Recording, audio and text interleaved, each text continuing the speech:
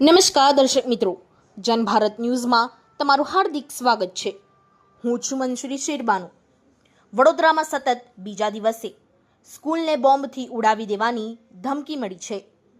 Refinery Gujarat board સ્કૂલને બોમ્બથી ઉડાવી દેવાની ધમકી મળી છે। સ્કૂલમાં બોમ્બ મુકાયો છે અને આ બોમ્બ ફાટશે, આ પ્રકારનો ધમકીભર્યો ઈમેલ પ્રિન્સિપાલને મળ્યો છે। આ બનાવની જાણ થતાં જ Jawahar Nagar police, bomb squad, dog squad સહિતની ટીમો ઘટના સ્થળ પર પહોંચી ગઈ છે અને સ્કૂલમાં સર્ચ ઓપરેશન શરૂ કર્યું છે।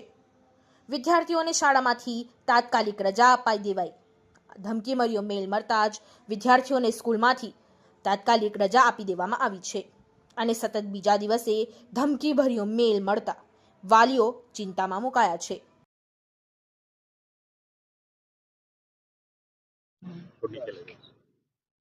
રિફાઇનરીની જે ઇંગ્લિશ મીડિયમ સ્કૂલ છે એમાં મેલ આવેલો છે બોમ્બ થ્રેટનો।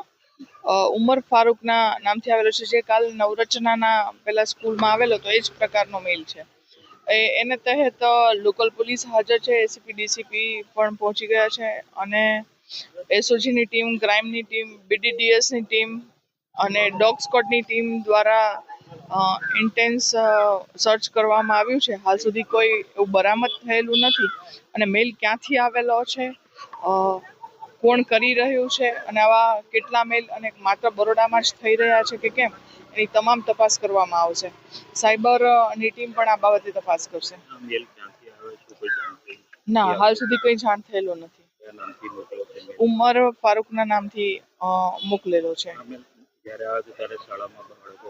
આ બાળકો હતા, 375 જેટલા બાળકો હતા। બાળકોને ઇવેક્યુએટ કરી અને તરત જ બીજા ડેસ્ટિનેશન પર લઈ જઈને એના પેરેન્ટ્સને સોંપી દેવામાં આવે છે। 33 કે 35 જેટલા સ્ટાફ મેમ્બર્સ હતા, ગાર્ડ બી હતા, એ બધાને ઇવેક્યુએટ કરીને તરત જ જગ્યા ઇવેક્યુએટ કરવામાં આવેલી હતી।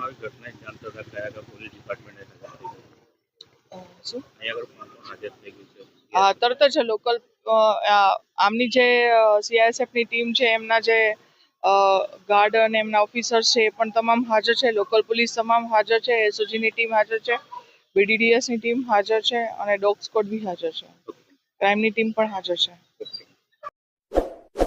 इस वीडियो को लाइक करें, हमारे चैनल को सब्सक्राइब कर बेल आइकन जरूर प्रेस करें